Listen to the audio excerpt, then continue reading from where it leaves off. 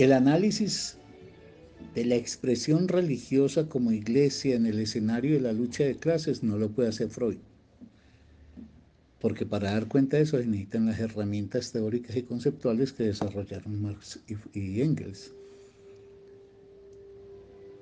Pero el análisis que hace Freud de las condiciones que llevan a un sujeto a entregarse a la ilusión que significa la creencia, no lo puede hacer Marx y Engels. Como ni Marx, ni Engels, ni Freud pueden explicar lo que explica Nietzsche.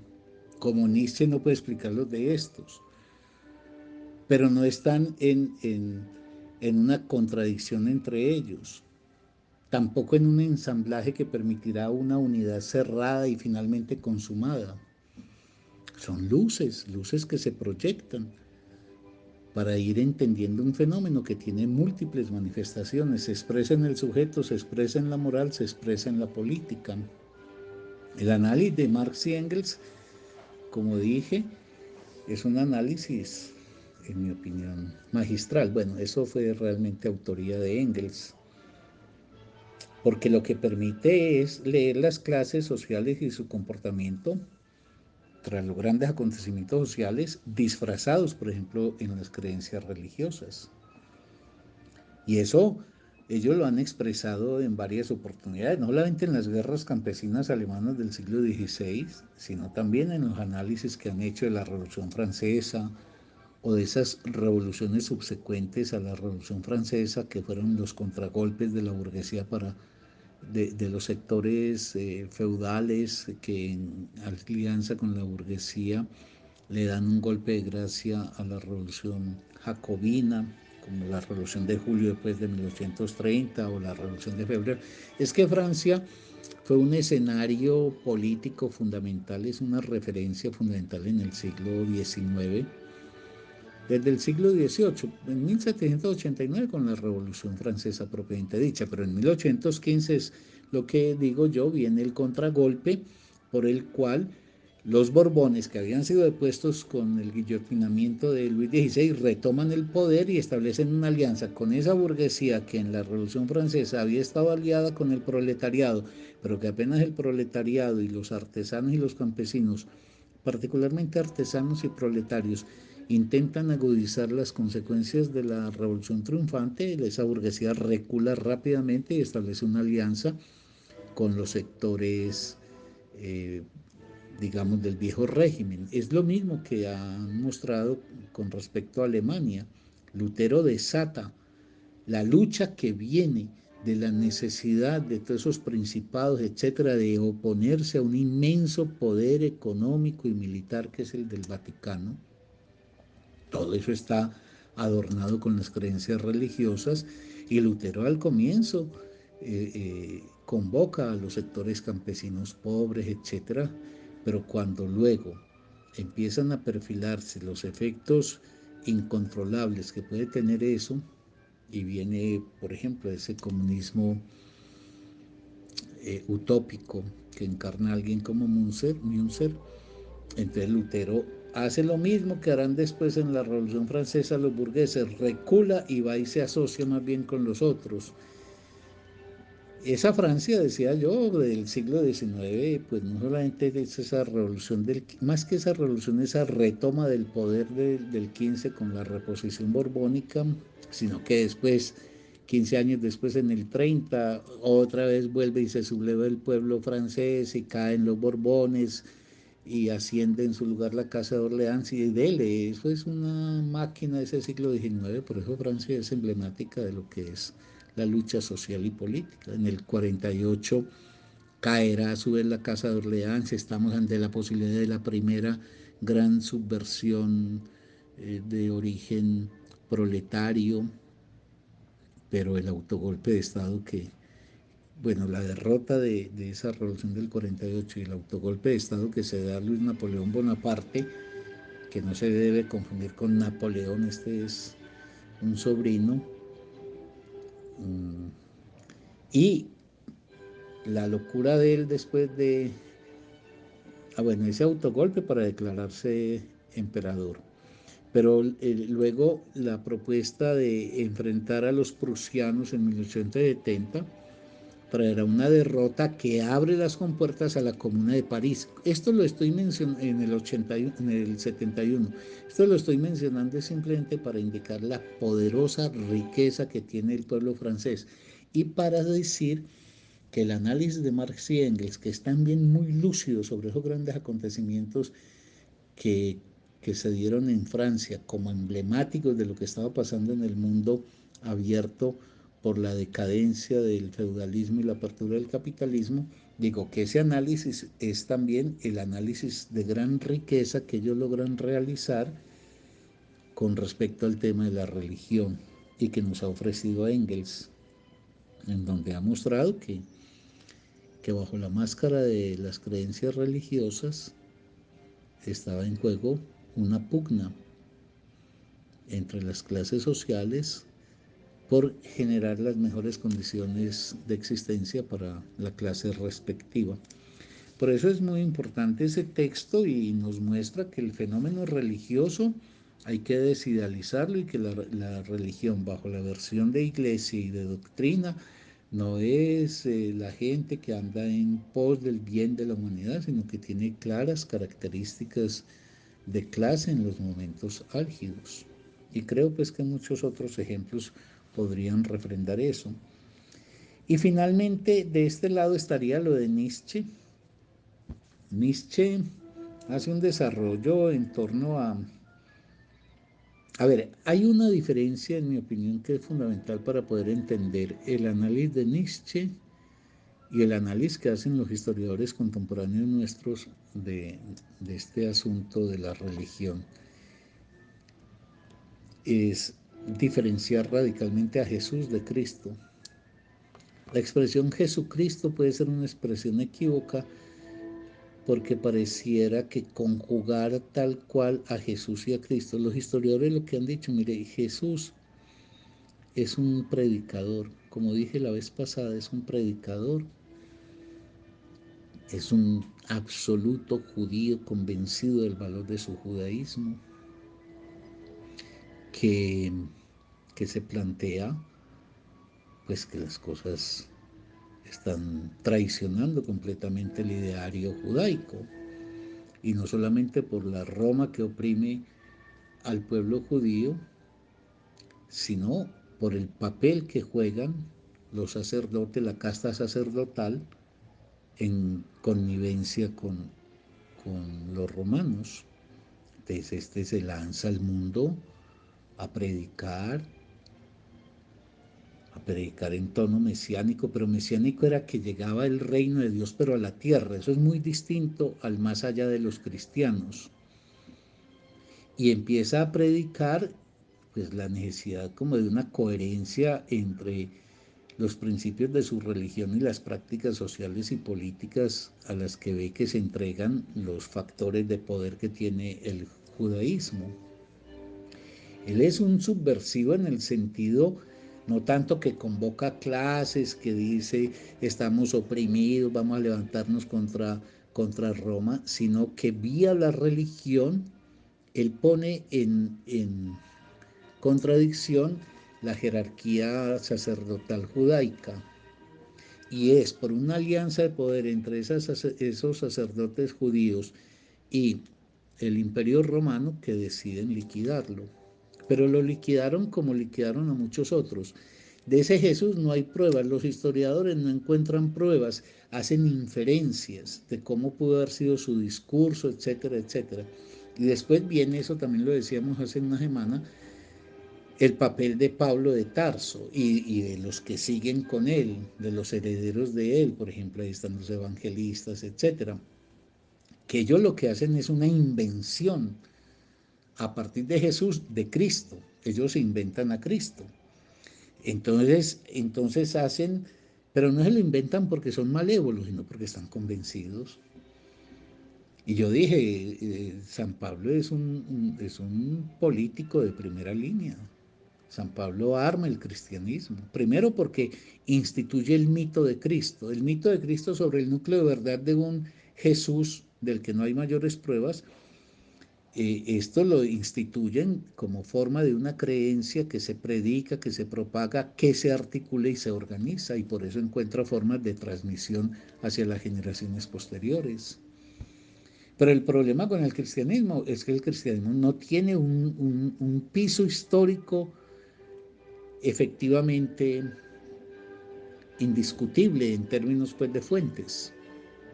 Es una poderosa creencia que por razones muy concretas de organización, de formas de transmisión y de ejercicio del poder a medida que iban avanzando, ha constituido un punto de referencia fundamental de la historia occidental.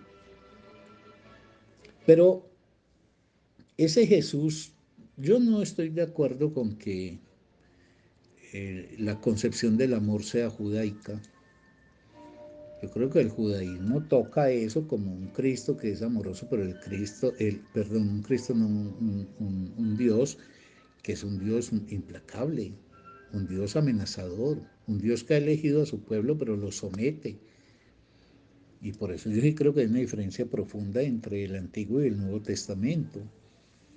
Y yo creo que la imagen del amor no es judaica, es una imagen, del cristianismo. Ese es un discurso cristiano, esencialmente. De hecho, el cambio es el del Dios despótico del Antiguo Testamento al Dios del amor del Nuevo. Ese es uno de los grandes inventos que hace San Pablo. Pero ojo, yo no quiero decir que San Pablo se sentó, caviló, pergeñó una cosa, la tramó y se puso a hacerla. No, a él le salía también de su propia creencia. Él había quedado bajo el carisma, digámoslo, de lo que se había transmitido de Jesús y él no controla mucho cuál es la fiabilidad de la creencia por donde él se empieza a deslizar y que él empieza a propagar con sus grandes dotes de organizador social y político. Pero las fuentes, por ejemplo, en que exponen sus creencias los cristianos, insisto, esas fuentes no tienen ninguna posibilidad de ser fidedignas en términos pues, de las exigencias que la historiografía reclama. Y de ahí que yo hubiese dicho, los debates, por ejemplo, entre los creyentes cristianos siempre se remiten a unas fuentes que dan por indiscutibles, pero que históricamente no tienen posibilidad de fiarse. Entonces se remiten unos a otros, pero sobre fuentes que son fuentes que no tienen una consistencia histórica. Y entonces ahí se va perfilando por parte de una religión del amor que además construye una teoría del amor como equivalente al bien, que eso es totalmente distinto a la dimensión trágica que podía tener, por ejemplo, el amor griego. Entonces hacen una oposición maniquea entre el bien que equivale al amor y el mal que equivale al odio. Y por eso convocan a una concepción donde no hay lucha, donde es la resignación, donde es la postración de la vida y la imploración de una salvación para el más allá. Eso es lo que Nietzsche empieza a examinar y por qué se configura esa moral, que es una moral denegadora de la vida. ¿Qué quiere decir denegadora de la vida? Quiere decir que la vida no se explora en sus posibilidades actuales, en las más elevadas posibilidades de ella, sino que la vida se posterga para una consumación dichosa en un hipotético más allá.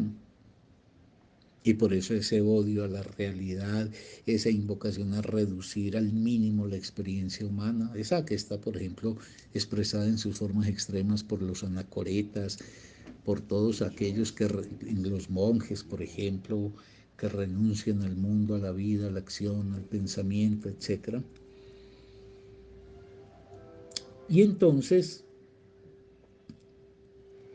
carentes de una legitimidad histórica que sustente efectivamente eso del poder que tendría pues la imagen de Cristo,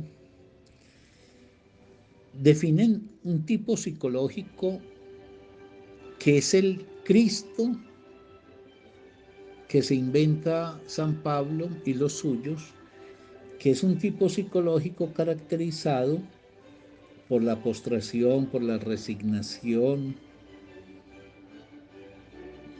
por la sumisión, por la pasividad, por el no luchar, por ende por el no confrontar y no tener entonces enemigos. Es una exaltación loca del amor como una especie de humildad desde la cual se establecerían las necesarias conquistas que la humanidad tendría, que no serían además de este mundo, sino del más allá. Entonces, por eso es una negación al mundo concreto que vivimos y una invocación de ese reino de Dios que aguardaría en la medida en que en este más acá nos aquietáramos y aceptáramos con resignación todos los males que se nos inflijan. Pero yo creo que esa imagen de un Jesús redentor que nos salva de este mundo porque entonces el mundo de verdad es el otro, creo que ese es un invento de los discípulos judaicos y no es gratuito que haya sido San Pablo, un judío de pura cepa, que deviene inventor del cristianismo.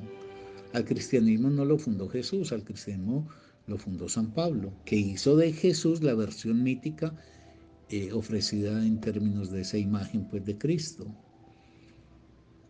Pero, y termino con eso de ese comentario, no, en mi opinión, no es el judaísmo el que origina y promueve la ideología del amor.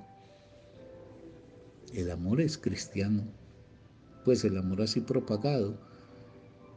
Tan es así que es que los judíos eran un pueblo elegido, un pueblo selecto, un pueblo excluyente. Mientras que el cristianismo viene y con el discurso del amor todos somos hermanos en Cristo y por ende todos podemos ser parte de la iglesia. Ahí no hay exclusión de nadie. Es un ecumenismo que va contra el carácter selecto del pueblo judío. ¿Y cuál es el lazo que arroja a los predicadores cristianos desde el siglo I hacia los demás? El lazo del amor. Es que nos hemos de amar unos a otros porque todos somos hijos de Dios. Y yo decía, pues está la invocación que nos hace Estanislao Zuleta con la racionalidad.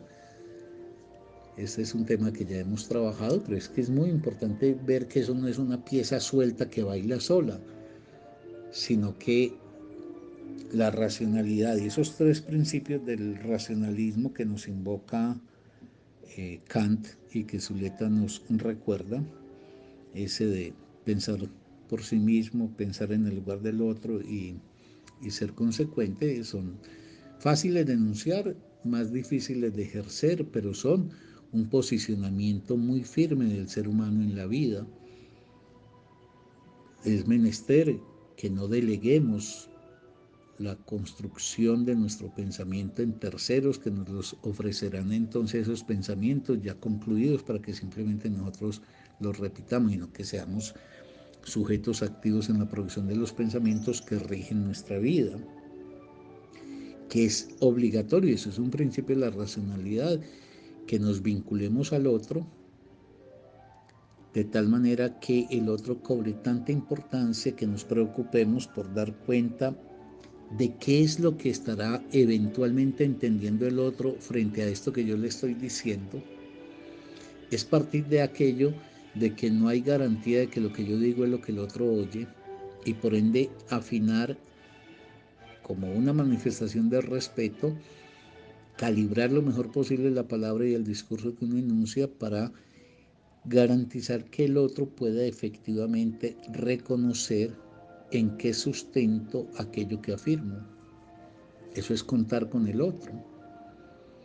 Cuando esos conferenciantes que hablan sin importarles y les están entendiendo, no, eso es un profundo irrespeto, además de que es una cosa contradictoria con la racionalidad, porque si uno no hace un esfuerzo porque el otro entienda, el otro jamás podrá tener una posición propia, clara, frente a lo que uno ha dicho. Y lo tercero es ser consecuente, que es algo muy difícil en la vida, y es que la razón sea capaz de comandar los cambios de uno cuando se logra demostrar o por un tercero o por la propia experiencia y el desenvolvimiento autoanalítico de uno, que uno estaba incurso, por ejemplo, en una posición equivocada. ¿Qué es la racionalidad? La posibilidad de encontrar entonces una explicación, una causalidad que esté efectivamente en condiciones de ser demostrada, que nos permita soportar la vida en el sentido de tolerar que no hay nadie que esté velando por nosotros, que no tenemos ningún destino posterior que nos aguarde, que no hay ninguna garantía de lo que somos, que la posibilidad de vivir es una posibilidad que es a su vez finita, tanto para uno como individuo como para la propia especie, y que la racionalidad es un instrumento potentísimo que nos permite ampliar el ámbito de las posibilidades de nuestra existencia. En eso, por ejemplo, el conocimiento es fundamental, pero la racionalidad también es decisiva para el encuentro, el vínculo con el otro, con el semejante, para que, digamos, hagamos tolerable la vida y por la vía de entenderla, la podamos volver más digerible allí donde ella es particularmente difícil para nosotros. Por eso esa racionalidad es un aporte fundamental que los griegos nos han hecho para poder valorar la vida en todo lo que ella es, defenderla en todo lo que le es posible y aceptar lo trágico de que estamos marcados ineluctablemente por dejar de ser, y que ese dejar de ser, y este es un avance de la racionalidad, no tiene ningún tipo de consuelo en un hipotético mundo posterior. Pero he de repetir que esa racionalidad no riñe con ese otro orden que es el de lo que no está regido por la racionalidad, como lucidez del conocimiento o claridad del pensamiento. Por ejemplo, la zona que llamaría Freud el orden de lo afectivo, donde juegan su papel los deseos, los goces, la pulsión de muerte, etcétera. Todo eso que no logramos controlar, pero que somos. La racionalidad proyecta luces sobre eso, insisto, no porque pretenda gobernarlo. Nunca la razón gobernará porque me enamoro de una mujer o de un hombre, según lo que fuere, si soy heterosexual u homosexual. Pero la racionalidad sí me permitirá, por ejemplo, entender para poder soportar mejor la angustia de un abandono. Y ahí es donde aparece con todo su poder, con toda su magnificencia, el papel del gran arte, como lo ejemplificaba con los poemas de Sor Juana Inés de la Cruz. Es que ahí estamos ante un sentimiento potentísimo de los que le da más fuerza y más alegría a la vida, el amor. Pero al mismo tiempo el amor está cruzado inevitablemente por la muerte, ya sea por la imposibilidad de concretar ese amor o por el fenecimiento de ese amor. Entonces Sor Juana Inés nos describe con la agudeza de su poesía y de su palabra una verdad trágica, una verdad trágica, pero al mismo tiempo, y por eso yo decía que en un poema que es lo más anticristiano que uno se puede imaginar, y así son todos, ella no empieza a invocar clemencia, a renegar entonces de lo que somos, sino que ella desnuda el desgarramiento y se mantiene firme en la aceptación de ese desgarramiento, no pide clemencia, no lloriquea, no se lamenta, no cita esperanzas, es que en el más allá si no me harán sufrir de amor, no, y eso se llama la fuerza de afirmación de la vida. Entonces, como ven, frente al fenómeno religioso, circulamos por saberes que dialogan entre ellos, que se refuerzan entre ellos y que finalmente, como lo que importa es lo que dije al comienzo, es la vida y no el saber en sí mismo, esos saberes proyectan unas luces que le ayudan a uno a entender mejor esta vida que tenemos, a saber de sus limitaciones, a saber de sus destinos, pero también a saber del valor de ella. Y que el valor de la vida no está en el acto mero de vivir como experiencia biológica, sino en las conquistas efectivas que en tanto seres humanos vamos haciendo para expandir las posibilidades de esta existencia.